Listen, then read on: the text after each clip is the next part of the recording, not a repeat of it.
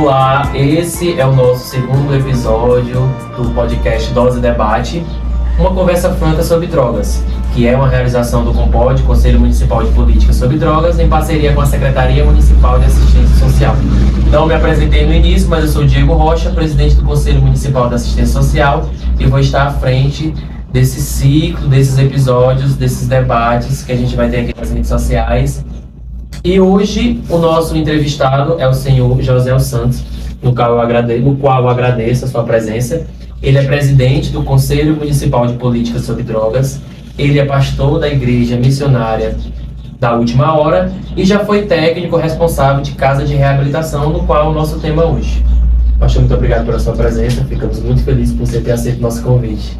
Eu que agradeço por estar aqui, participando desta campanha, escolha de risco, e estarei aqui pronto para responder as perguntas necessárias para o assunto. Pastor, eu vi aqui que você já foi técnico responsável de Casa de Reabilitação. Sim. Tem tudo a ver com o nosso tema, com a nossa campanha. Você poderia me explicar mais sobre isso? Onde fica essa Casa de Reabilitação?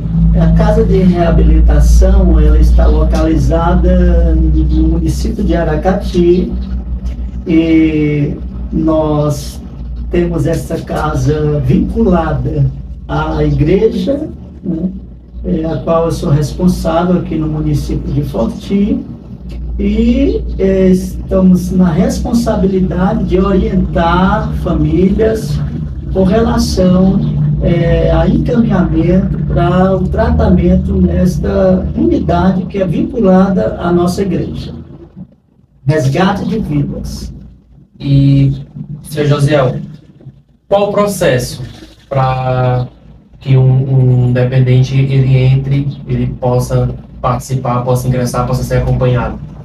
A sua pergunta é de fundamental importância, porque nós temos essa dificuldade, né? As famílias, elas encontram sempre essa dificuldade. Muitas famílias não sabem nem a existência de unidades voltadas a essa atividade, que é o encaminhamento, porque se faz necessário para o encaminhamento desse tratamento de dependência química, se faz necessário o diagnóstico clínico, né, desse paciente. Então é um critério para poder entrar, precisa ter o diagnóstico segundo clínico. a Organização Mundial de Saúde, as comunidades terapêuticas, elas só podem acolher um paciente se esse paciente ele passar por toda a triagem que é feita pelo CAPS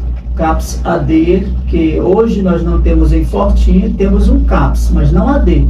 Mas o CAPS também de Fortim, ele recebe, essas famílias recebem esses pacientes e encaminham para a unidade AD de Aracati, que fica em Aracati, que é a unidade especializada a fazer esse encaminhamento. É depois que o CAPS daqui encaminha para o CAPS de Aracati. Isso, com o prontuário, com toda a triagem que é feita, né, do paciente. Então o paciente pega esse encaminhamento com todo o seu prontuário, com toda a triagem que foi feita relacionado ao seu físico, ao tratamento clínico, mental, né, e social também. Então o paciente ele leva consigo o seu responsável, seu pai, sua mãe, ou um responsável da família.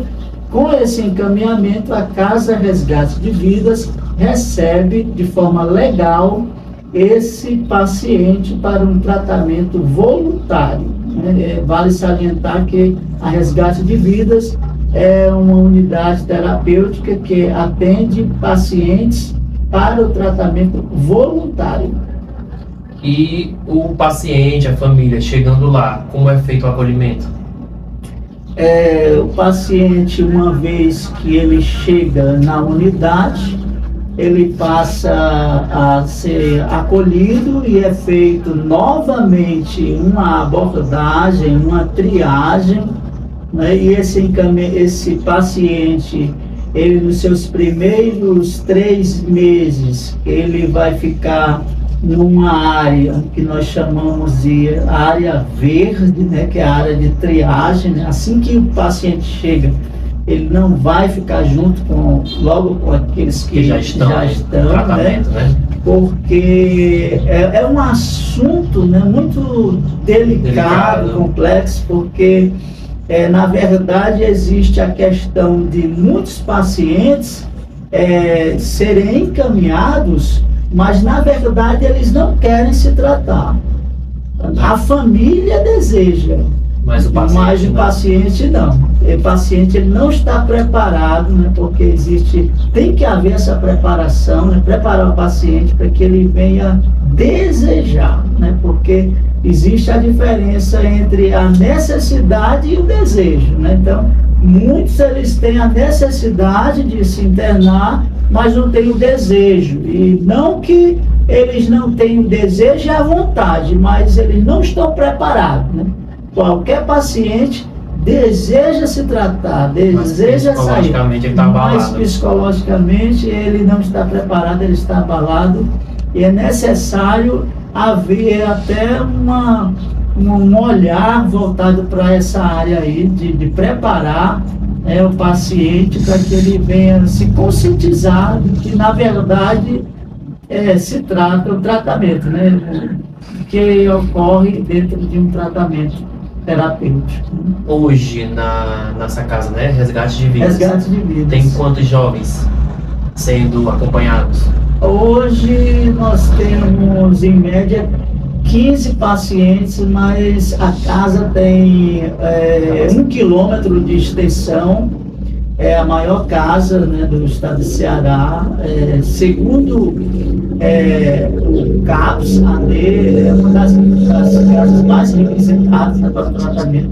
Já chegamos a acolher 33 pacientes, né, residentes, residindo, né, ao mesmo tempo, pois lá tem 3 alojamentos, né, e cada alojamento eles comportam 4 residentes. Então lá tem estrutura para atender aproximadamente uns 40 pacientes. Mas tanta gente, vamos supor, tanta gente acompanhada lá, como é que é a parte de recurso? Vocês recebem recursos públicos ou é doação? Recebemos. Hoje nós recebemos ajuda, subvenção, né, da prefeitura, né, da Macati, e recebemos também recursos do fórum, recursos de alguns comerciantes também.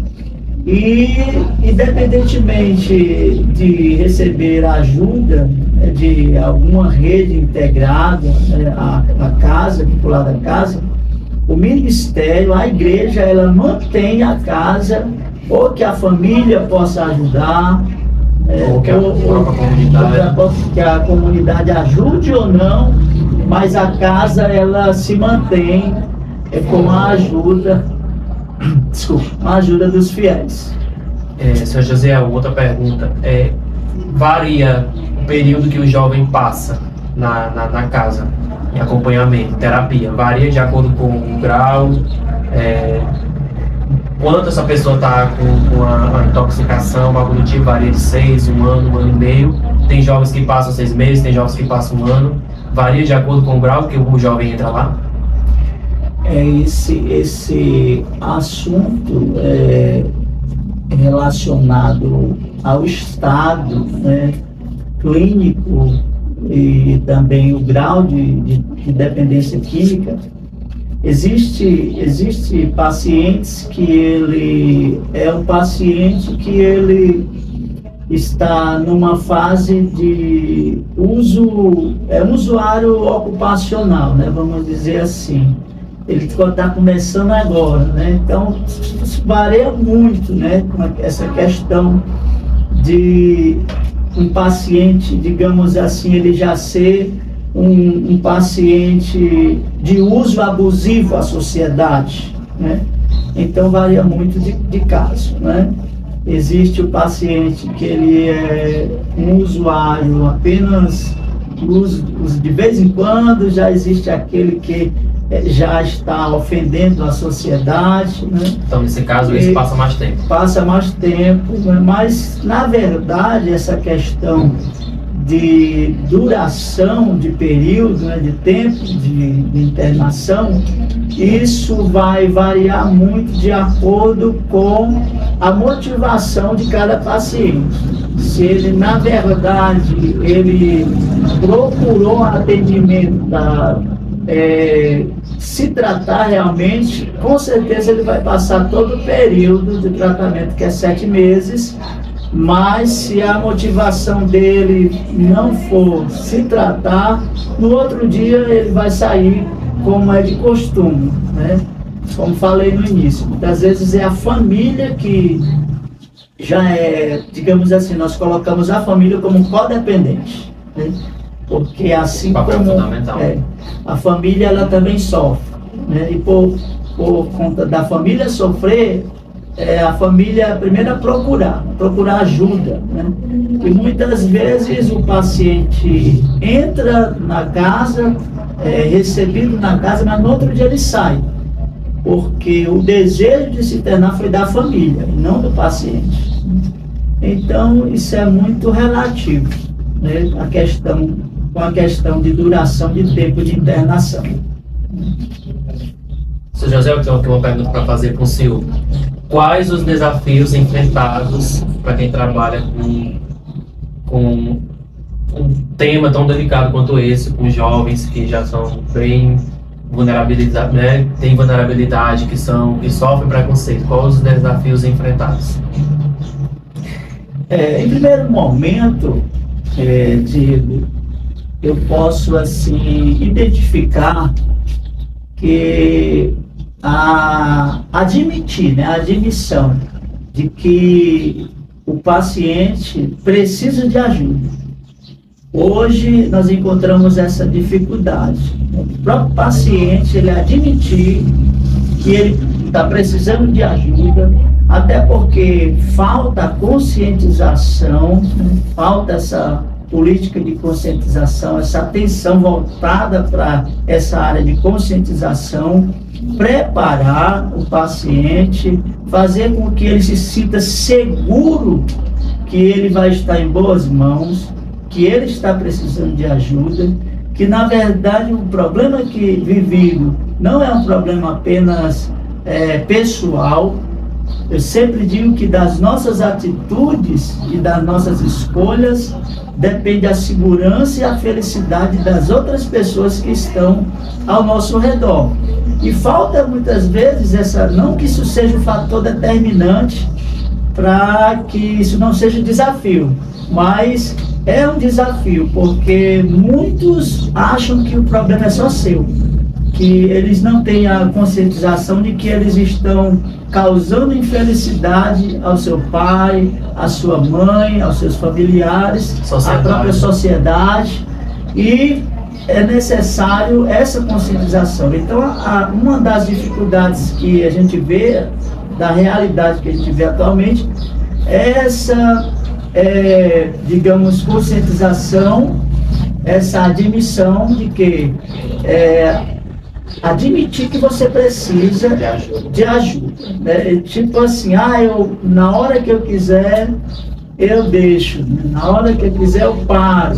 Então, quando você conscientiza o paciente de que o problema dele é um problema mental, se é um problema mental, ele precisa de um profissional especialista para isso. Se é também um problema físico, ele também precisa de um especialista, ele precisa de um médico para cuidar do seu físico, da sua mente. E também o problema da dependência química também é um problema espiritual.